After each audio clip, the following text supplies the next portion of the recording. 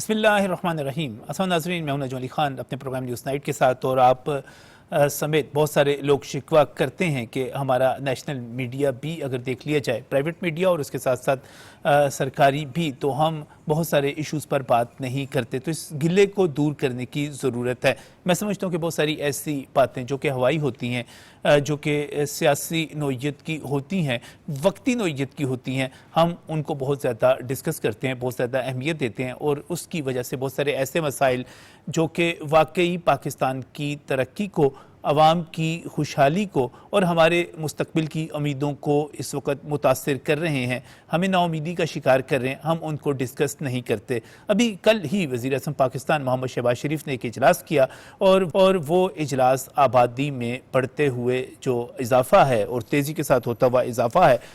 اس کے حوالے سے تھا۔ اس اجلاس کی اہمیت کے حوالے سے میں اگر آپ کو یہ کہوں کہ اس میں جن وفاقی وزراء نے شرکت کی، یا اس کے ساتھ ساتھ جس طرح فیلڈ مارشل سید عاصم منیر بھی اس اجلاس کا حصہ تھے، وہاں پر خواجہ محمد آصف تھے، احسن اقبال تھے، وزیر خزانہ محمد اورنگزیب تھے، وزیر اطلاعات عطا اللہ تارڑ تھے، وفاقی وزیر مملکت بلال اظہر کیانی تھے، اس طرح سرکاری حکام موجود تھے۔ تو اصل میں چیز ڈسکس کیا ہو رہی تھی؟ ڈسکس یہ ہو رہی تھی کہ پاکستان کی آبادی میں جس طرح اضافہ ہوتا چلا جا رہا ہے، اگر ہم باقی ممالک کے ساتھ موازنہ کریں، یا ہم اس وقت جو اس آبادی میں اضافے کے حوالے سے جو ایک عالمی اوسط چل رہی ہے، جو ایوریج چل رہی ہے، یعنی کہ 0.8 سے 0.9% اضافہ، ہم اس وقت بدقسمتی کے ساتھ دگنا اضافہ کر رہے ہیں اپنی آبادی میں، اور ہم ہر برس جو ہے 45 سے 50 لاکھ آبادی کو بڑھا دیتے ہیں، اور اس کے ساتھ ہی ہم کوئی 25 کروڑ کے قریب یا اس سے بھی زیادہ آبادی اس وقت ہم کر چکے ہیں۔ لیکن ہم اپنے ساتھ بھارت کو دیکھتے ہیں، وہاں پر آبادی کی افزائش جو ہے وہ اس طرح نہیں ہے، حالانکہ دنیا کا سب سے بڑا آبادی کا ملک ہونے کا دعوے دار ہونے جا رہا ہے وہ، لیکن وہاں پر بھی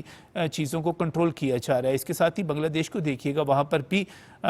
جب ہم 1971 میں اس کے الگ ہونے کے، مشرقی پاکستان کے الگ ہونے کی بات کرتے ہیں، تو وہاں پر ہمیں نظر آتا ہے کہ اس وقت ان کی آبادی ہم سے، مغربی پاکستان سے کچھ زیادہ تھی، لیکن انہوں نے کس طرح آبادی پر قابو پایا۔ بہت سارے لوگ جو ہیں اس میں مذہب کو لے کر آتے ہیں، اس پر بات کرتے ہیں، ہم اس سے پہلے بھی پروگرام کر چکے، مجھے اچھی طرح یاد ہے کہ راغب نعیمی صاحب بھی ایک پروگرام کا حصہ تھے، اور اسی طرح جب ہم پولیو پر بات کرتے تھے یا باقی ایشوز پر بات کرتے تھے تو آبادی پر بھی بات کی۔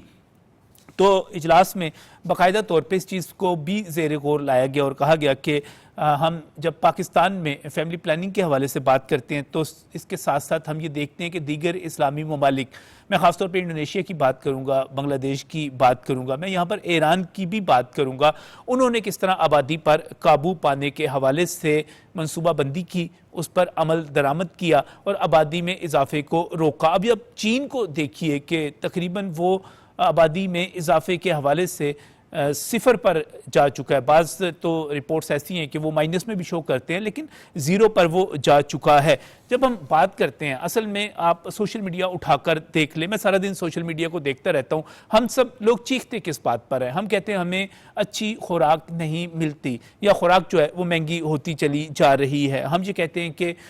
تمام چیزوں میں مہنگائی ہے، ہم یہ کہتے ہیں کہ ہمارا جو صحت کا نظام ہے اس کے اوپر بہت زیادہ دباؤ بڑھتا چلا جا رہا ہے، ہم یہ کہتے ہیں کہ جو اچھی تعلیم ہے وہ مہنگی ہوتی چلی جا رہی ہے اور اسکولوں کے اوپر دباؤ بہت زیادہ بڑھ رہا ہے، ہم ٹرانسپورٹ کو دیکھتے ہیں، ہم انفراسٹرکچر کو دیکھتے ہیں، ہم اس سے آگے بڑھتے ہوئے اپنے نوجوانوں میں بے روزگاری کو دیکھتے ہیں۔ تو ان تمام چیزوں کے پیچھے اگر ہم تھوڑی سی منصوبہ بندی کریں، ہم جو ایک لفظ استعمال کرتے ہیں اس میں فیملی پلاننگ کی طرف جائیں، تو ہم نہ صرف خود خوش رہ سکتے ہیں، خوشحال رہ سکتے ہیں، بلکہ ہم اپنی پوری قوم کو اور آنے والے وقتوں میں پورے پاکستان کو ترقی یافتہ بنا سکتے ہیں۔ اس وقت ہم جس طرح وسائل کی تقسیم کر رہے ہیں، اور معذرت کے ساتھ مجھے کہنا ہے کہ خاص طور پہ شہروں سے زیادہ ہم دیہات کی طرف چلے جائیں، تو جس طرح بچے پیدا ہوتے چلے جا رہے ہیں اور ایک گھر میں 5 5 7 7 9 9 یا 11 11 بچے ہو جاتے ہیں، تو آپ وسائل کی تقسیم کس طرح کریں گے؟ روٹیوں کی تقسیم کس طرح کریں گے؟ اسکول کی فیسوں کی، کتابوں کی تقسیم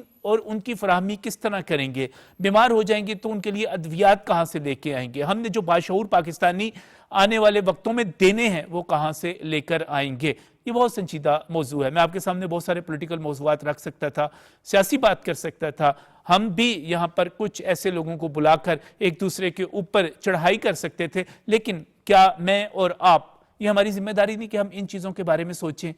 ایک دوسرے سے سوال پوچھیں، ایک دوسرے کو سمجھانے کی کوشش کریں؟ پروگرام کا آغاز کرتا ہوں اور میں اس پر بہت ہی شکر گزار ہوں کہ مجھے جو پینلسٹ جوائن ہیں وہ بڑی اہم باتوں پہ، پولیٹیکل باتوں پر اور بڑے بڑے گرم جو سیاسی بیانات ہوتے ہیں ان پر یا معاشی حوالے ہوتے ہیں ان پر بات کرنے کے لیے ہمیشہ تیار رہتے ہیں، خوشی محسوس کرتے ہیں. میں ان سے کہوں گا کہ آئیں آج ہم اس چیز پر بات کریں جس سے ہمارا مستقبل جڑا ہوا ہے، جس سے ہمارے مسائل اور وسائل دونوں آپس میں جڑے ہوئے ہیں، آپس میں پھنسے ہوئے ہیں، الجھے ہوئے ہیں. میں شکریہ ادا کروں گا ڈاکٹر جاسم انور کا، آپ ماہر معاشیات ہیں، ہمارے ساتھ اس وقت موجود ہیں. بہت بہت شکریہ ڈاکٹر صاحب ہمیں جوائن کرنے کے لیے. اس کے ساتھ ہی ڈاکٹر حامد المشرقی بھی ہمارے ساتھ موجود ہیں اور نرم دم گفتگو اور گرم دم جستجو جو ہے حامد المشرقی صاحب، آپ یہ سمجھیں کہ ہم نے ان کو جو رائٹ سائیڈ ہے اور جو دائیں بازو کی سوچ ہے اس کو ریپریزنٹ کرنے کے لیے یہاں پر خصوصی طور پر کہا کہ اس کو آپ ضرور اس کو ڈسکس کریں. اس کے ساتھ ہی میں فواد احمد صاحب، میں سمجھتا ہوں کہ جب پاکستان کی بات ہوتی ہے، اس کی تعمیر اور ترقی کی بات ہوتی ہے، اس کے مستقبل کی بات ہوتی ہے، تو فواد احمد ایک بہت ہی توانا آواز ہیں پاکستانیت کے حوالے سے، پاکستان کے مستقبل کے حوالے سے. تمام پینلسٹ کو خوش آمدید کہوں گا. اور میں ڈاکٹر جاسم انور، بات ہے روٹی کے حوالے سے، بات ہے پیسوں کے حوالے سے، تنخواہ کے حوالے سے، کاروبار کے حوالے سے، صحت کے حوالے سے، سڑکوں پر ٹرانسپورٹ کے حوالے سے، ہم نے اپنے وسائل کی تقسیم کے حوالے سے کس طرح ہم جو ہے خود اپنے اوپر ظلم کرتے چلے جا رہے ہیں. کیا کریں؟ دیکھیں جی نجم صاحب، پہلے تو بہت شکریہ کہ آپ نے اتنا امپورٹنٹ ٹاپک جو ہے اس کو اپنے ایک مین ٹاپک بنایا. ہمیں اس کو کراس سیکٹورل لینس کے ساتھ یوز کرنا ہے، اس کو دیکھنا ہے. میں تھوڑا سا کچھ بیک گراؤنڈ کا حوالہ دینا چاہوں گا. 1994 میں ایک international conference for population development ہوئی یونائٹڈ نیشن کے فورم میں، اور پاکستان بھی اس میں گئے اور سگنیٹری بنا. وہاں پہ اس نے کچھ اپنی کمٹمنٹس ظاہر کی جو پاپولیشن یا فیملی پلاننگ کے حوالے سے تھی. اس وقت 13 ایریاز جو تھے وہ ڈیسائیڈ کیے گئے کہ 13 ایریاز جو ہیں یہ پاپولیشن اینڈ ڈیولپمنٹ کے ڈائنامکس کو مینج کرتے ہیں. ان 13 ایریاز میں موٹے موٹے کچھ 2 4 5 ایریاز آپ کو بتاتا ہوں جس میں صرف ایک فیملی پلاننگ ہے. ان 13 ایریاز میں ہے poverty reduction, education, access to health, women rights and empowerment, climatic change and data, and also good governance and rural connectivity, urbanization and digitalization. یعنی کہ اگر کسی بھی ملک کی آبادی یا اس کے وسائل کا اگر آپ نے منصفانہ یوٹیلائز کرنا ہے تو ان 13 ایریاز کو پیرلل لے کے چلنا تھا. لیکن سم ہاؤ جب ہمارے کو سینسس وقت پہ نہ ہو پائے اور کچھ ہمارا جو روٹین ڈیٹا کلیکشن ہے جس کو سول ہسٹری ہم کہتے ہیں وہ اتنا مکمل نہ ہوا تو کوئی ایگزیکٹ ڈائمینشن نہیں پتہ چلی جو ویریس ڈیولپمنٹ کے پیرامیٹرز کے اندر کہ کیا گروتھ جو ہے وہ زیادہ ہو رہی ہے، بیلنس ہو رہی ہے، یا کہاں پہ ہم پہنچ گئے. مثال کے طور پہ ابھی 2.55 ہو چکی ہے. یہ وہ چند بیسک عوامل تھے جس کے اوپر ایک پیرلل اپروچ چاہیے تھی. اب جب اس کی ایک اور ڈائمنشن میں آپ کو دیتا ہوں، وہ یہ کہ جس طرح آپ نے بھی ذکر کیا کہ رولر علاقے ہیں، رولر علاقوں میں 8 10 بچے بھی ہیں لوگوں کے. اب کوشچن یہاں پہ یہ اٹھتا ہے کہ جو رولر کنیکٹ ہے وہ کتنا کرٹیکل تھا. رولر کنیکٹ جو اکنامک زون کے ساتھ ہم نے کنیکٹ کرنا تھا، امپلائمنٹ اپورچونٹیز، یہ وہ ساری ایک کراس سیکٹورل چیزیں ہیں. ان سب کے ساتھ ساتھ عوام کا اپنا شعور بھی بڑا کرٹیکل ہوتا ہے. میجورٹی جو ہے ہمارے، کیونکہ سارے پاورٹی لائن کے جو نیچے کے لوگ ہوتے ہیں تو وہ اس کو اور اینگل سے دیکھ رہے ہوتے ہیں. وہ اس کو اس طرح دیکھتے ہیں زیادہ بچے ایک ہیومن رائٹ ہے اور ہم جو ہے نا زیادہ بازو ہوں گے تو زیادہ لیبر کا وہ ہوگا. لیکن حکومت نے اسی اینگل کو پچھلے 5 7 سالوں میں جو کچھ کرٹیکل ڈائمینشنز دی وہ کچھ اس طرح دی کہ ہیومن سکل سیٹ جو ہے اس کو ٹارگٹ کیا جائے، اور جو پاکستان کی جو لیبر فورس ہے، اسپیشلی جو پروڈکٹیو سیکٹر ہے، جس کو ہم مطلب ہیومن کیپٹل 15 سال سے 59 ایئرس کا، یہ کوئی 60% بنتا ہے، اور جو صرف 30 سال سے نیچے اور 15 سال کے کو 30% کے آگے پیچھے بنتا ہے۔ تو یہ اسکل ڈیولپمنٹ پروگرام انٹروڈیوس کیے گئے تاکہ یوتھ کو ابھی سے ہی ہم اپنی پاپولیشن برڈن کے بجائے اپنا ایک اکنامک ڈیولپمنٹ ٹول یوز کریں، اور امپلائمنٹ اپورچونیٹیز ان کو اسکل سیٹ دے کے دیں تاکہ وہ اپنے اپنے علاقوں میں رہ کے entrepreneurship, I T, various sectors میں کام کریں۔ تو یہ ایک کراس سیکٹورل اپروچ ہے، اس کو ویریس اینگل کے ساتھ حکومت دیکھ رہی ہے، اور ابھی ریسنٹلی آپ نے ذکر کیا، پرائم منسٹر صاحب نے بھی میٹنگ چیئر کی، اور کافی اس میں لوگ تھے، اور اس میں پلاننگ کمیشن جو ہمارے مین ایپیکس پلاننگ باڈی ہے پلاننگ اینڈ ڈیولپمنٹ کی، تو اس کا سیکریٹریٹ جو ہے وہ وہاں پہ بنایا گیا تاکہ جتنی پلاننگ ہے، بھلے وہ روڈ کی ہو یا پاور سیکٹر کی ہو یا ایجوکیشن کی ہو یا ہیلتھ کی ہو، ان میں پاپولیشن اور ڈیولپمنٹ، میں بار بار یہ بات کہہ، پاپولیشن اکیلے نہیں ہے، population and development especially in areas میں جہاں گروتھ ریٹ آلریڈی زیادہ ہے، جہاں وومن امپلائمنٹ کم ہے، جہاں امپلائمنٹ اپورچونیٹیز آلریڈی کم ہیں، جہاں پہ غربت کا سکیل یا ہیومن ڈیولپمنٹ انڈیکس آلریڈی لو ہے، وہ ایریا ڈیولپمنٹ کی پرائرٹی رکھی جائے۔ اور اسی کے لیے 5E فریم ورک میں ایک ای رکھا گیا تھا جس کا تھا ایکوٹی لینس، کہ جن صحیح، ایریا میں انڈر ڈیولپمنٹ ہے انہیں زیادہ پیسے دیں، بلوچستان میں دیں،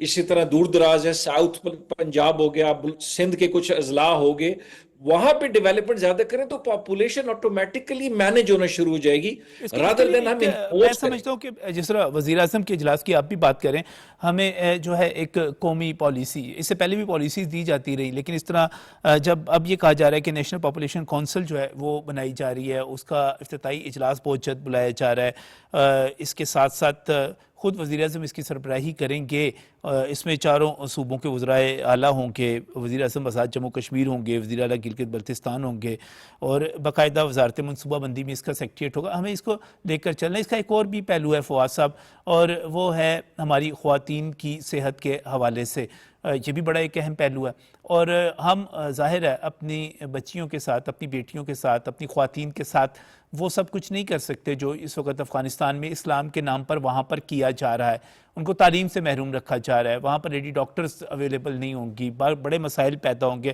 کس طرح لوگوں میں شعور پیدا کریں فیملی پلاننگ کے حوالے سے، آبادی پر دباؤ کم کرنے کے حوالے سے، کیونکہ بہت سارے لوگ اسے بڑا حساس مسئلہ سمجھتے ہیں۔ بہت شکریہ نجم بھائی، مجھے خوشی ہے کہ بہت سارے معاملات ہوتے ہیں اس پہ ہم سارا دن ڈسکشن کرتے ہیں، اس کو ٹکٹ مل گیا، وہ الیکشن جیت گیا، اس کا جو ہے وہ گٹر ابل پڑا، یہ تمام معاملات بھی بڑے امپورٹنٹ ہیں، لیکن ٹی وی چینلز پہ اگر صرف یہی بحث ہوگی تو پھر ہم شاید اپنی قومی ذمہ داری پوری نہیں کر رہے۔ اور ٹی وی چینلز کے اوپر پاکستان کے، ظاہر ہے آپ تو قومی ٹی وی پہ بیٹھے ہیں، لیکن پاکستان کے پرائیویٹ ٹی وی چینلز کے اوپر سب سے بڑا اعتراض ہی ہے کہ یہ سوسائٹی کی تعمیر کے لیے کسی موضوع کے اوپر بحث نہیں کر رہے۔ یہ صحیح، پاکستان میں کلائمیٹ چینج سے لے کے بڑھتی آبادی سے لے کے معاشی معاملات سے لے کے زراعت کے فرسودہ طریقے، ان تمام معاملات پہ کوئی بھی بات چیت نہیں ہوتی۔ ہم روزانہ جو ہے وہ شام میں اٹھتے ہیں، مخصوص موضوعات پہ بات کرتے ہیں، اور وہ مخصوص موضوعات سارے دن کی سیاست سے متعلق ہوتے ہیں، ایک دوسرے کے اوپر الزامات لگاتے ہیں، اور پھر شام ہو جاتی ہے۔ یعنی کہ ہم اپنی سوسائٹی کو ایک خاص مائنڈ سیٹ کے اندر لے گئے ہیں کہ جہاں پر وہ سارے کے سارے سارا دن اسی پریشانی میں ہوتے ہیں کہ رات میں جو شو آئے گا اس میں بحث کیا ہوگی۔ آپ اندازہ کریں کہ یہ سوسائٹی، افسوسناک بات یہ کہ اتنی پولیٹیسائز ہو گئی ہے کہ وہ لوگ بھی سیاست کے اوپر بات کر رہے ہوتے ہیں کہ جن کا سیاست سے کوئی تعلق نہیں ہے۔ آپ کسی گھر میں پہنچتے ہیں تو گھر کی خواتین آپ سے پوچھتی ہیں کہ کیا ہونے والا ہے، آپ بچوں سے بات کرتے ہیں تو وہ کہتے ہیں کہ فلاں جیل میں ہے، اور فلاں جو ہے وہ لندن میں ہے، اور فلاں آج جو ہے وہ کراچی گیا، فلاں آج لاہور آیا۔ تو یہ تمام چیزیں ایک لمٹ تک اچھی لگتی ہیں، لیکن اگر سیاست، آپ کی پوری سیاست جو ہے وہ غالب آ جائے سوسائٹی کی تمام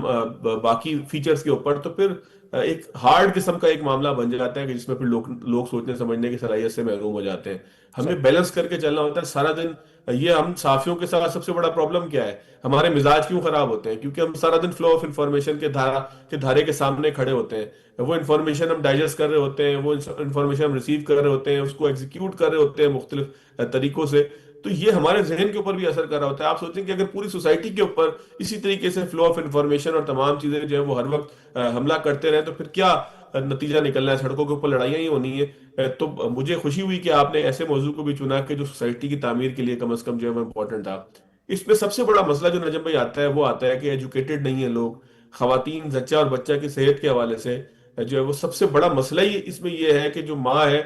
وہ اس کو ایک مناسب وقفہ ملنا چاہیے، ایک جو ہے وہ بچے کی تربیت کے لیے اور پھر اس کی نیوٹریشن کے لیے جو ہے وہ اس کو ایک وقت ملنا چاہیے، اور وہ وقت اپنی صحت کے لیے بھی اور پھر بچے کی صحت کے لیے بھی. آپ یہ دیکھیے کہ پاکستان میں ایک بہت بڑی تعداد بچوں کی ایسی بھی پیدا ہو جاتی ہے کہ جن کے ذہن مکمل طور پر بن نہیں پاتے، اور اس کی سب سے بڑی وجہ یہ ہوتی ہے کہ مال نیوٹریشن ہوتی ہے، ان کو غذائی قلت کا شکار ہونا پڑتا ہے. یعنی کہ گھر کا جو کمانے والا فرد ہے وہ وہی 2 روٹیاں کما رہا ہے، پہلے اس کے اندر سے 2 لوگ کھا رہے تھے اور پھر وہ 5 لوگ کھانا شروع ہو جاتے ہیں یکا جک. اس کی جو ہے وہ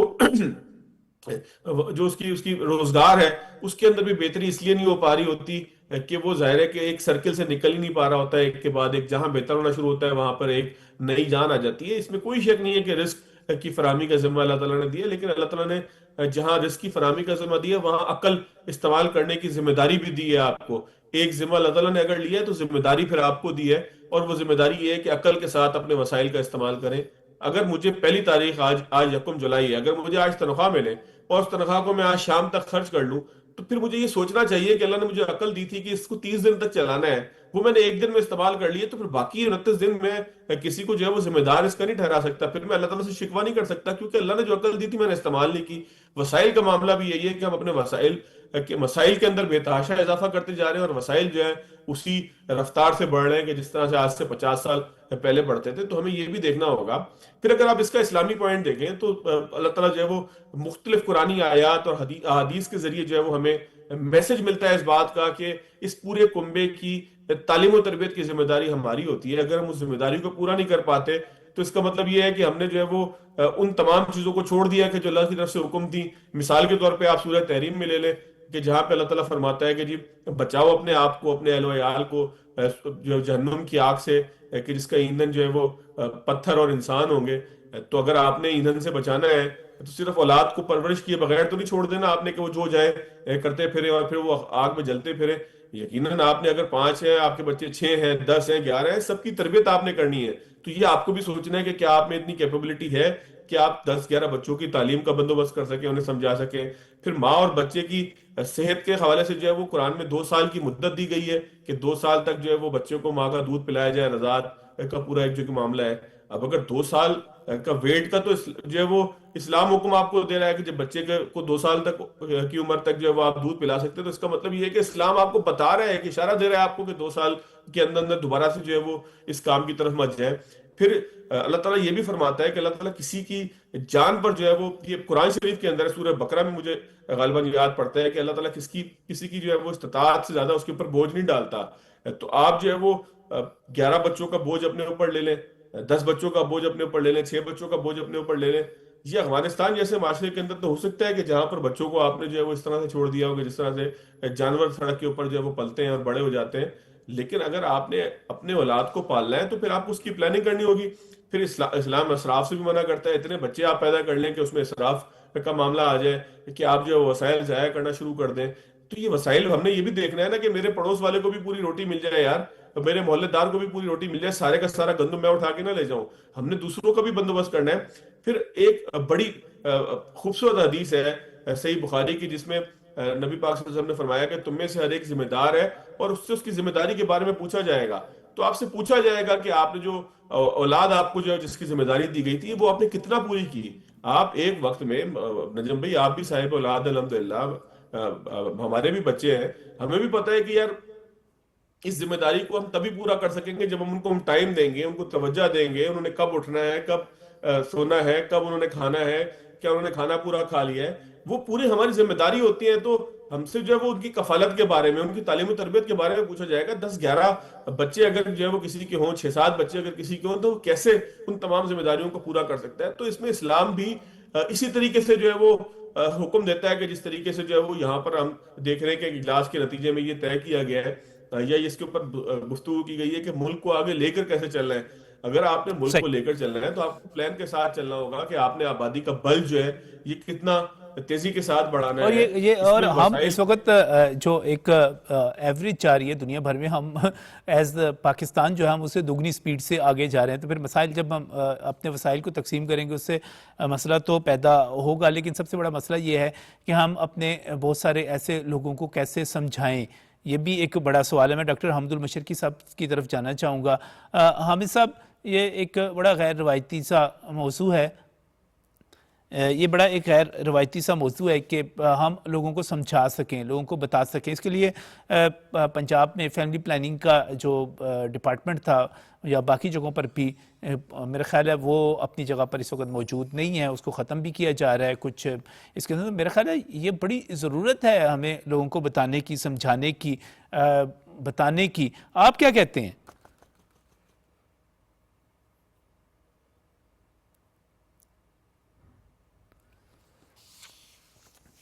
حامد المشرقی صاحب کے ساتھ رابطہ تھا، وہ ڈسکنیکٹ ہو رہا ہے. میں جاسم صاحب، اگر ہم مستقبل کی منصوبہ بندی، ابھی آپ بڑی تفصیل کے ساتھ بات کر رہے تھے، ہمیں میرا خیال ہے اپنے ایشوز کی طرف توجہ دینی پڑے گی. اور جو ابھی فواد احمد صاحب بات کر رہے تھے روٹیوں کی تقسیم کے حوالے سے، یہ بڑا ایک سادہ سا اصول ہے، بڑی سادہ سی بات ہے. آپ اس چیز کو کس طرح دیکھیں گے، اپنے وسائل اور اپنے مسائل ان دونوں کو آپس میں جوڑتے ہوئے؟ دیکھیے، کوشچن یہاں پہ یہ اٹھتا ہے کہ ایک کنٹری جو آلریڈی اکنامکلی اسٹریسڈ ہو due to various reasons including I M F program یا اور ہمارے جو مسائل ہیں پروڈکشن کے یا اکنامک ایکسپورٹ پوٹینشیل کے، تو اس طرح جب تھوڑا پیسہ رہ جاتا ہے تو پھر کوشچن یہ آتا ہے کہ اس کو منصفانہ اور جہاں جائز اور جہاں اس کی ایفیشنسی زیادہ ہو وہاں لگانا، اور وہاں نہ صرف اس طرح لگایا جائے کہ اس کے ملٹیپل گینز آئیں. اگزامپل دوں گا آپ کو، مثال کے طور پہ پنجاب کے اندر ایگریکلچر سیکٹر کے اوپر انویسٹمنٹ کا بڑا اچھا پلان ہے، گرین انویسٹمنٹ کا، اور اس میں ساؤتھ پنجاب کے اندر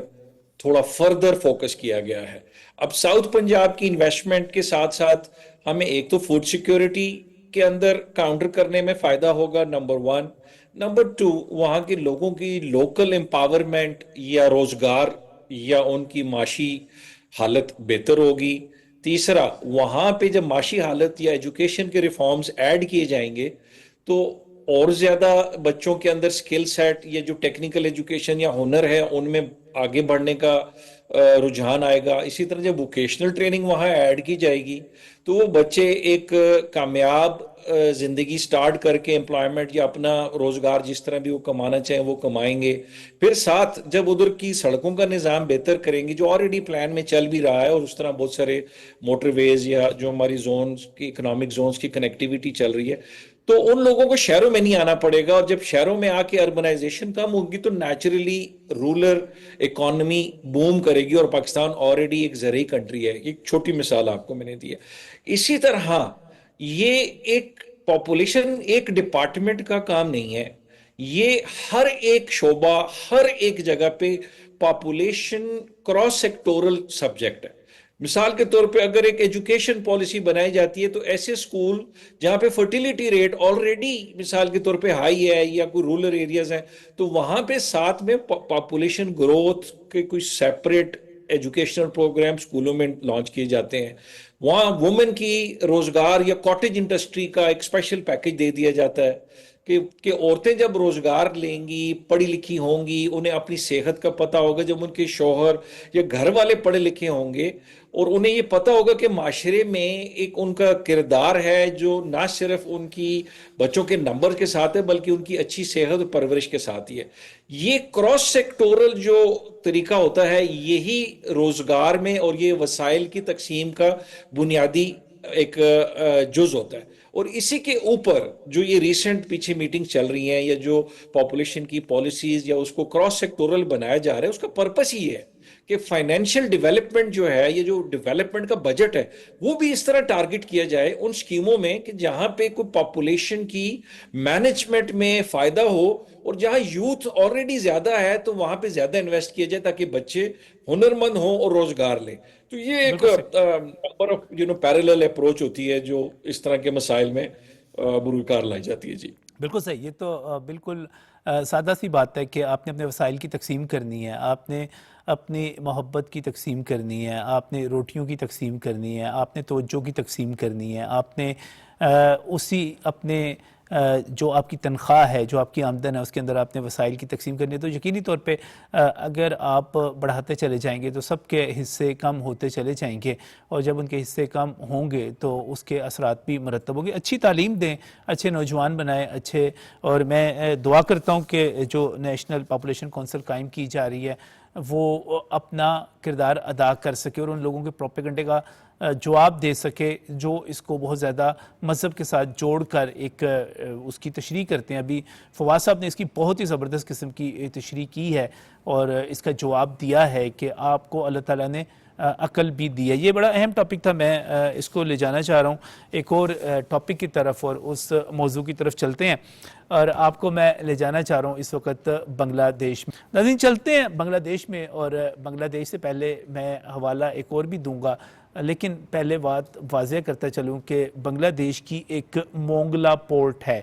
مونگلا پورٹ جو ہے اس پر انڈیا نے حسینہ واجد کے دور سے نظریں رکھی ہوئی تھی کہ جناب وہاں پر میں اپنا ایک اقتصادی زون بنا لوں گا اور اس کے ذریعے میرا وہاں پر جو ہے اثر رسوخ پڑے گا اور میں اس سے معاشی فائدے بھی, اقتصادی فائدے بھی اٹھاؤں گا. اب ہوا یہ کہ حسینہ واجد جو ہے وہ تو فرار ہو کے پہنچ گئی انڈیا.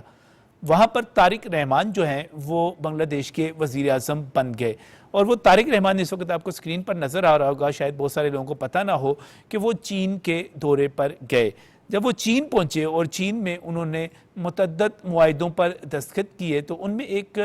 معاہدہ جو تھا وہ مونگلا جو پورٹ ہے اس کی جدت کا ہے. وہاں پر اکنامک زون بنانے کے حوالے سے ہے, وہاں پر ڈیولپمنٹ کے حوالے سے ہے. بلکہ میں تو یہ بھی دیکھ رہا تھا کہ چین, میانمار اور بنگلہ دیش, جو کہ آپ کو پتہ ہی ہے کہ چین کس طرح تیزی کے ساتھ اپنی اقتصادی راہداریاں قائم کرتے ہیں. میں جیسے پاکستان کی اکثر آپ کے ساتھ سی پیک کو ڈسکس کرتا ہوں, تو وہ جو ہے وہ بنانے چاہ رہا ہے. اب ہوا یہ کہ وہاں پر مونگلا پورٹ جو ہے, جو کہ مغربی بنگال سے آپ ہوائی فاصلہ دیکھیں تو کوئی 100 کلومیٹر کے فاصلے پر ہے, صرف کولکتہ پورٹ سے آپ دیکھیں تو کوئی 150 کلومیٹر کے دور فاصلے پر ہے. وہاں پر چین آ گیا. یہ بالکل اسی طرح ہوا کہ ایران میں انڈیا نے ایک انویسٹمنٹ کی تھی, سرمایہ کاری کی تھی, اور اس سرمایہ کاری میں انہوں نے چاہ بہار کی بندرگاہ, تاکہ پاکستان کی جو بندرگاہ ہے جو ہم گوادر پورٹ کو بنانے چاہ رہے ہیں اس کو ناکام بنایا جا سکے. انڈیا وہاں سے بھی نکلا, ایکسپوز ہو گیا, اسرائیل کے ساتھ جا کے کھڑا ہو گیا, ایران میں پہچان لیا گیا. اب بنگلہ دیش میں بھی اس کے ساتھ یہی ہوا, مونگلا پورٹ سے اس کو نکالا گیا, اب وہاں پر چین آ گیا ہے. اب اس پر انڈیا میں بڑی تشویش ہے, اس پر بہت جو ہے پروگرامز کیے جا رہے ہیں, آرٹیکلز لکھے جا رہے ہیں, اس وقت تو سوشل میڈیا کے اوپر پوسٹ کی جا رہی ہیں کہ جناب یہ تو ہمارے بالکل قریب ہے, ہمیں ڈر ہے کہ ابھی تو یہ تجارتی مقاصد ہیں, کہیں یہ بحری مقاصد کے لیے نہ چلا جائے. ڈر یہ ظاہر کیا جا رہا ہے کہیں اس کا فوجی استعمال نہ ہو جائے, حالانکہ چین اس قسم کے کام, اس قسم کی پالیسیز نہیں رکھتا. یہ امپیکٹ کیا آ رہا ہے, خاص طور پہ انڈیا کس طرح آؤٹ ہو رہا ہے, اور جس طرح نیپال جو ہے اس سے پہلے انڈیا کے کیمپ سے نکل کر چین کے کیمپ میں پہنچا, بنگلہ دیش جو ہے اس کے وزیر اعظم جو ہیں چین پہنچے. تو یہ تبدیلی کیا آتی چلی جا رہی ہے. میں اپنے ایکسپرٹس کی طرف جاؤں گا اور میں ایک مرتبہ پھر جو ہے اس وقت شروع کروں گا فواد صاحب سے. فواد صاحب, اس کا پولیٹیکل اینگل دیکھیے گا, انڈیا کس طرح جو ہے پیچھے جا رہا ہے اور اس کی پریشانیاں بڑھ رہی ہیں.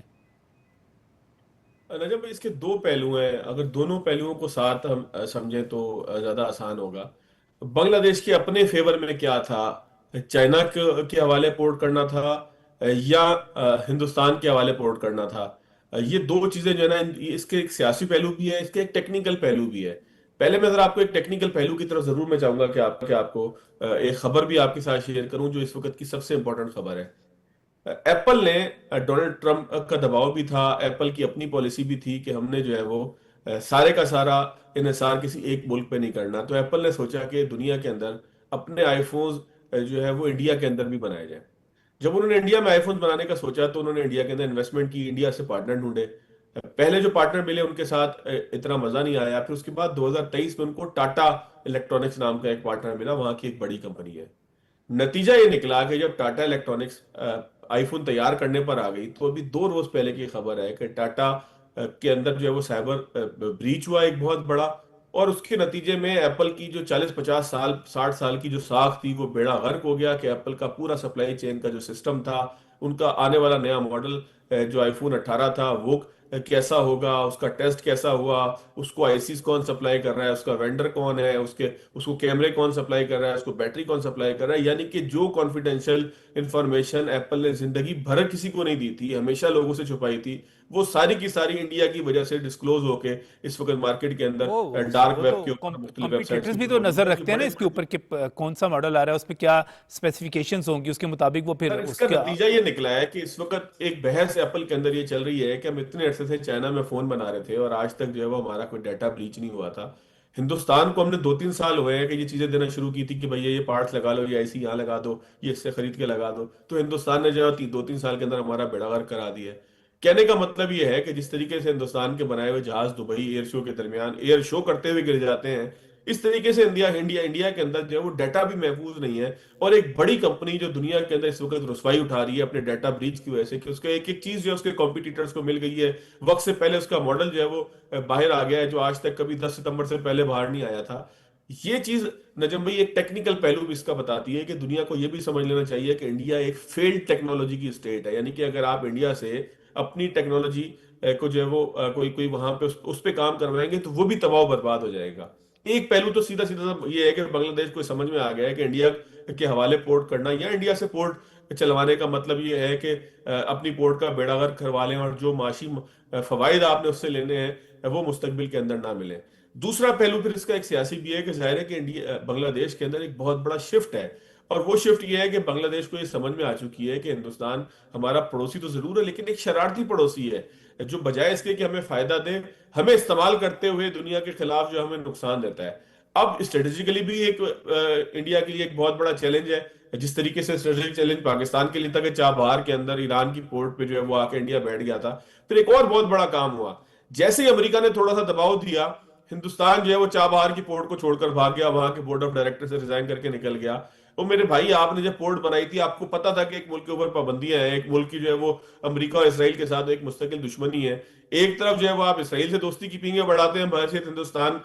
مودی صاحب، دوسری طرف آپ کہتے ہیں کہ آپ کو ایران کے اندر کاروبار مل جائے، ایران کے ساتھ کاروبار آپ کر لیں، وہاں پہ آپ پورٹ بنا لیں۔ تو اس پورٹ کا انہوں نے ایک سیاسی استعمال کیا کہ وہاں سے کلبھوشن یادو جو ہے وہ پاکستان بھیجنے کی کوشش ہوئی، پاکستان کے اندر اثر رسوخ بنانے کی کوشش ہوئی۔ تو یہ تو انڈیا کا ایک گندا دھندا تھا، ظاہر ہے کہ چائنا اس طرح کے دھندوں میں نہیں ہے، چائنا ایک بہت پروفیشنل قسم کی اکانومی اور بہت پروفیشنل قسم کا ایک جو ہے وہ آپ کو چیز فراہم کرتا ہے، وہ کسی پورٹ کے ذریعے اپنی انٹیلیجنس وہاں سے گھسیڑنے کی کوشش نہیں کرتا۔ تو انڈیا کو بہرحال اطمینان کر لینا چاہیے کہ چائنا جو ہے وہ ان کے ساتھ کوئی گندا گیم نہیں کھیلے گا جس طرح سے وہ گندا گیم پاکستان کے ساتھ کھیل رہے تھے ایران کے ذریعے۔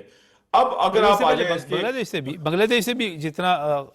جس قسم کا کھیل کھیلتے رہے اور اب ایکسپوز ہوئے، اور اب بھی دیکھیے حسینہ واجد کو تو انہوں نے اپنے پاس ہی بٹھایا ہوا ہے اور وہ وہاں پر جو ہے سازشیں کاری۔ میں حامد المشرقی صاحب سے بھی کہوں گا، میں جوائن کر لیا،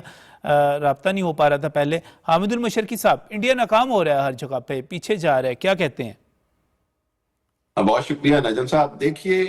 میں یہ سمجھتا ہوں کہ انڈین منافقت، فسطائیت اور جو انڈیا کی جو دنیا کو دھوکہ دینے کی پالیسی رہی ہے وہ آج بدترین طریقے سے مکافات عمل کا شکار ہے، اور اس کے نتیجے میں اس کو ہر جگہ ہزیمت، شرمندگی اور ضلالت اٹھانی پڑ رہی ہے۔ اور اس کا سب سے بڑا ثبوت یہ ہے کہ دیکھیے آر ایس ایس وہ آئیڈیالوجی تھی جس نے ان کے باپو گاندھی کو قتل کروایا، وہی آئیڈیالوجی بی جے پی کی شکل میں پچھلے 12 سال سے انڈیا کو حکمران ہے اور انڈیا کی تباہی کی ذمہ دار بن رہی ہے۔ اور اس کے اندر سب سے بڑی جو وجہ ہے وہ یہ ہے کہ جب ہندوتوا آئیڈیالوجی کے ساتھ آپ نے دنیا کے ساتھ جھوٹ بولے، ابھی جواد بھی بالکل ٹھیک بات کر رہے تھے کہ انہوں نے ہر جگہ پر دنیا کے ساتھ مس گائیڈ کیا، آئی ٹی کی صنعت کے اندر دنیا کو ایک عجیب و غریب جھوٹ سچ پیش کیے گئے، برے اور جھوٹے ریکارڈ پیش کیے گئے۔ اسی طرح آپ دیکھیے کہ بہت سارے معاملات میں اب جو صورتحال ہے معاملہ پورٹ کے حوالے سے وہ بڑی اسٹریٹجیکلی بڑی امپورٹنٹ ہے،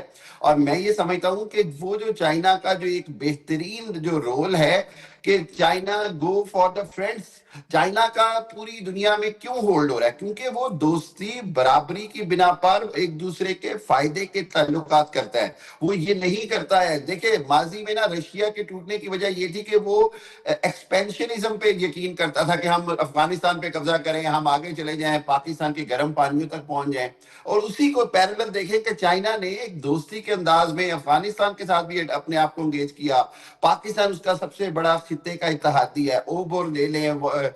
پی آر آئی لے لیں, پھر سی پیک لے لیں. یہ سارے انیشیٹو جو ہیں یہ پورے خطے کے حساب سے دو بر اعظموں کو جوڑ رہے ہیں. مقصد کہنے کا یہ ہے کہ بنگلہ دیش نے بڑا سمجھداری کا ثبوت دیا, بنگلہ دیش نے بڑے فائدے کا سودا کیا. اور بنگلہ دیش کو اس کا سب سے بڑا فائدہ کیا ہوگا؟ سب سے بڑا فائدہ یہ ہوگا کہ یہ جو پورٹ ہے یہ کلکتہ سے 180 کلومیٹر دور ہے, یعنی انڈیا کے بالکل آن دیئر ہیڈز ہے. تو کل کو دیکھیے جس انداز میں ہندو تو آئیڈیالوجی ہے اور ہندو دشمنی ہے, ایون حسینہ واجد کے ہوتے ہوئے بھی آپ ایک بات ہمیں پتہ ہے کہ انڈین پبلک کے اندر کوئی بنگلہ دیش سے ہمدردی یا محبت کبھی نہیں تھی. وہ منافقانہ فائدے کی دوستی تھی کہ جی آپ نے اپنی ایک پپٹ گورنمنٹ بٹھائی ہوئی تھی. لیکن ہم یہ دیکھ رہے ہیں کہ خطے کے اندر جیسے ابھی آپ نے بھی کہا کہ وہ جو انڈیا ہیجمنی قائم کر کے بیٹھا ہوا تھا, انڈیا آئسولیٹ ہو گیا. نہ بنگلہ دیش اس کے ساتھ, نہ نیپال, نہ بھوٹان, نہ سری لنکا, نہ مالدیپ, اور نہ ہی پاکستان.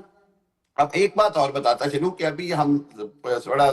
زور و شور سے ڈسکس کر رہے ہیں سنتاس معاہدہ, تو اس کے اندر ایک بات سمجھنی ہوگی کہ اگر کبھی معاملہ یہاں تک آتا ہے, پاکستان تو انسانیت کے خلاف جرائم پر یقین نہیں رکھتا, پاکستان کسی کا پانی روکنے پر یقین نہیں رکھتا, لیکن کیا انڈیا کو نہیں پتا کہ پاکستان پنجاب کے 11 کروڑ عوام کو اگر وہ سفر کرتا ہے سنتاس معاہدے کی خلاف ورزی کر کے, پانی روک کے, تو ہم گنگا, جمنا, رمنا جو تینوں جو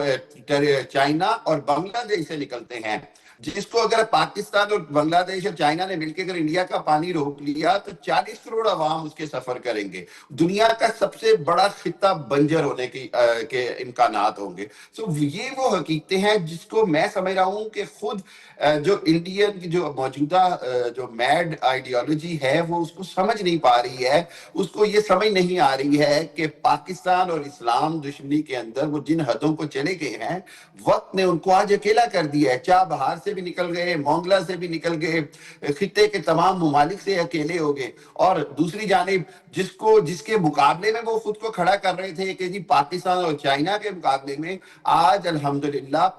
چائنا تو دور کی بات ہے, پاکستان بھی اس کو کسی کھاتے میں نہیں گنتا, کیونکہ ہمارا جو انٹرنیشنل اسٹیچر ہے وہ بہت بڑھ گیا ہے. سو یہ مکافات عمل ہے جس کا وہ شکار ہو رہا ہے. اور بنگلہ دیش نے یہ جو فیصلہ کیا ہے اس کے اندر انڈائریکٹلی پاکستان کی بڑی ایفرٹس شامل ہیں. پاکستان نے یہ ایک بار پھر وہی کردار ادا کر رہا ہے جو پاکستان چائنا اور امریکہ کو قریب لانے میں کرتا تھا. یہاں پر بھی اگین جب پچھلے دنوں پاکستان کی ہائیسٹ رینکس جا رہے تھے, آ رہے تھے, یہاں پر بات ہو رہی تھی کہ جی آپ اب چائنا کے ساتھ جو پاکستان کو فیسلٹیز ہیں اس کے ساتھ ساتھ بنگلہ دیش کو بھی فیسلٹیز اٹھانی چاہیے. سو یہ ایک نئی خطے کی ٹرائی اینگل جو ہے جس کی ابھی فواسہ بھی بات کر رہے تھے, ہم سب آپ بھی بات کر رہے ہیں, یہ پولیٹیکل موو بہت زیادہ اہم ہے. لیکن اس کے ساتھ ساتھ اس دورے کے خاص طور پہ جب میں طارق رحمان کے دورے کو تفصیل سے دیکھ رہا تھا, اس سے پہلے وہ ملائیشیا گئے, ملائیشیا کے بعد جب وہ چائنا پہنچے اور شی جن پنگ سے ملاقات ہوئی, 16 کے قریب ایم او یوز اور معاہدے وغیرہ جو ہیں وہ دستخط ہوئے. مونگلا پورٹ اس میں اہم ہے, یہ ٹیکنیکلی بڑا اہم ہے. میں چاہ رہا تھا پہلے پولیٹکس پہ بات ہو جائے اور اس کی جو ٹیکنیکل پہلو ہیں, جو اس کی اہمیت ہے, جاسم صاحب کچھ رہنمائی کیجئے گا اس پہ بھی. جی تھینک یو. جیسے گلوبل پاور بیلنس شفٹ ہوتا ہے, گلوبل اکنامک چینجز آتی ہیں, یہ اسی ایک کڑی کے اندر میں اس کا ایک اینگل دکھانا چاہوں گا. ریسنٹلی جو ایران اور یو ایس کا جو کانفلکٹ آیا اور ہرمز کے اندر بلاکیج یا جو بھی ویریس ریزنز وہاں پہ ہم نے دیکھے, تو یہ ایک آلسو آئی اوپنر بھی تھا for number of countries including Pakistan, کہ جب ہم اپنی گوادر پورٹ اور اسی طرح بنگلہ دیش یہ مونگلا پورٹ کے اندر فردر انویسٹمنٹ کرے اور اس کو فردر ڈیولپ کرے, تاکہ نہ صرف اس سے چائنا بلکہ جو نیبرنگ کنٹریز اور اس اپنی کنٹری کا بھی اکنامک اور ٹریڈ والیوم بڑھے. یہ بیسیکلی اسی انیشیٹو کی طرف ایک قدم ہی ہے, جس کو میں یوں دیکھ رہا ہوں کہ جب آپ کے پیرلل پورٹس یا ملٹیپل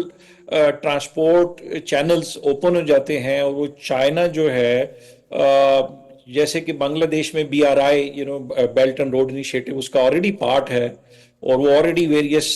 3 موڈس میں انویسٹمنٹ کر رہا ہے جو چائنا ہے اس پورٹ میں جو $400 ملین کی ہے.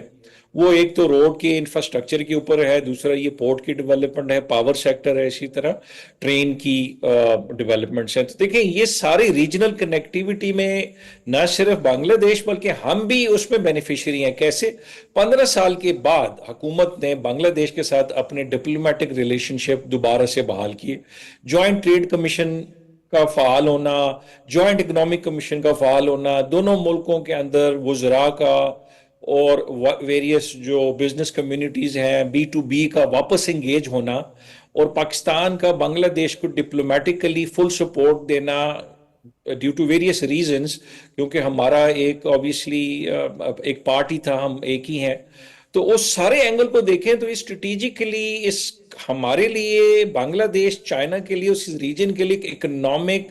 اپلفٹ کا ایک بہت بڑا ایک روٹ بنے گا. اور جو ٹریڈ والیوم آلریڈی چل رہا ہے بنگلہ دیش کا وہ تقریباً آئی تھنک وہ 23 بلین کے قریب ہے, جس میں زیادہ تر وہ امپورٹس ہیں. لیکن اس کے ساتھ ساتھ جب آپ کی اکنامک ڈیولپمنٹ ہوگی, پاکستان کا جوائنٹ کمیشن بنے گا, وہ پاکستان کی گوادر, پورٹ قاسم اور کراچی پورٹ کی کنیکٹیوٹی جو ہے مونگلا پورٹ سے کر دی جائے گی. تو یہ ایک بہت بڑا ایک برج کا کام کرے گا فار سینٹرل ایشین سٹیٹس,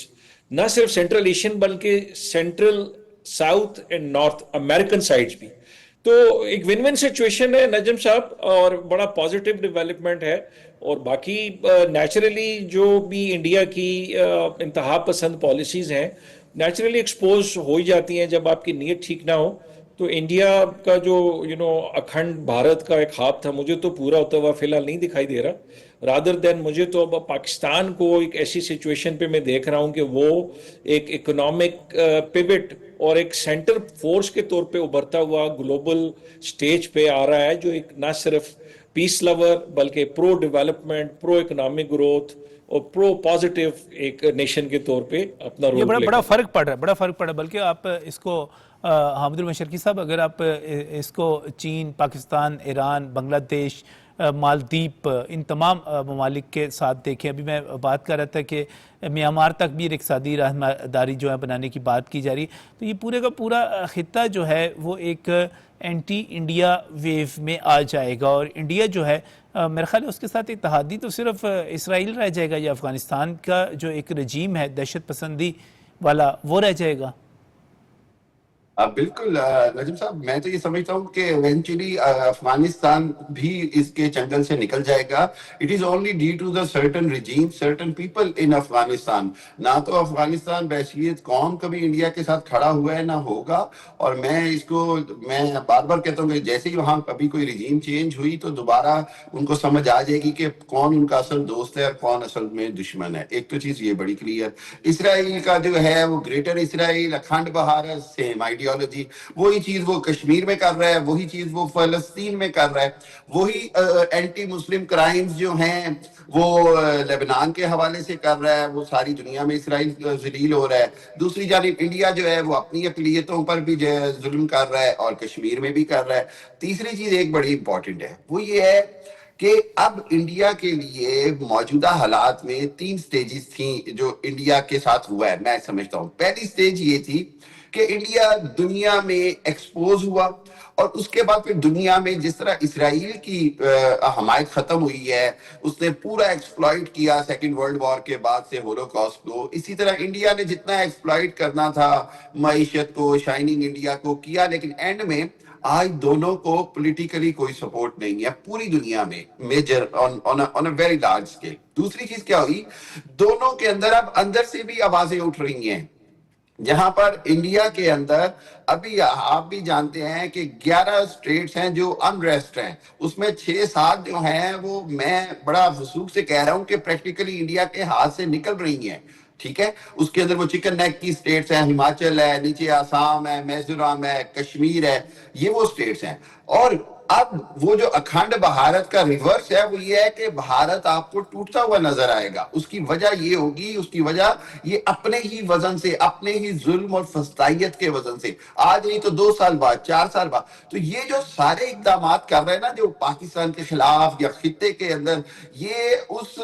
हारे हुए शिकस्त खोरदा, मैं समझता हूँ जवारी कह लें, कुछ भी कह लें, ये उसकी लास्ट एफर्ट्स है जो इंशाल्लाह कभी कामयाब नहीं होगी। और उसकी सबसे बड़ी वजह जो ये इससे है पहले आपने कि बात की थी वो भी बिल्कुल मुकफ़ात अमल का शिकार है, और जो कुछ इसने किया ये एक्सपोज हो चुका हुआ है। सबसे दिलचस्प बात तो ये है कि 2015 में इसी मोंगला पोर्ट के लिए बाकायदा तौर पर इंडिया के साथ मुज़ाकरात हुए थे, वहाँ पर बातचीत हुई थी, फिर वो सारा कुछ रिवर्स हो गया। चाबहार से भी उसको भागना पड़ा, मोंगला पोर्ट से भी उसको निकाल दिया गया। वहाँ पर चीन आ रहा है, और चीन के आने का मतलब ये है कि एक नई वहाँ पर वेव आएगी, नई लहर आएगी तामीर की, तरक्की की। मैं अपने मुअज़्ज़ज़ मेहमानों का शुक्रिया अदा करूँगा, फवाद अहमद साहब का, जासिम अनवर साहब का, हामिद उल्की साहब का, और इसके साथ ही मैं ये सिर्फ आखिर में एक बात कहूँगा कि अगर आप नेक नीयत हैं और आप अपने वतन के साथ कमिटेड हैं, और आप जो हैं अल्लाह के सिवा किसी से डरते नहीं हैं, आप नेक नीयती के साथ अपने मुल्क के लिए फ़ैसले करते हैं,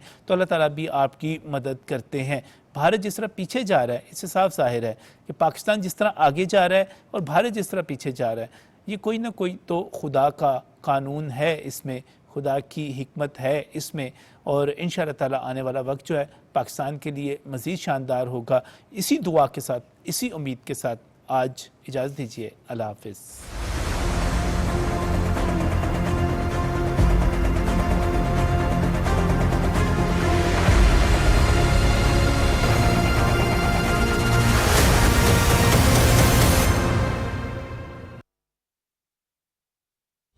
दुरुस्त हर वक्त बर वक्त।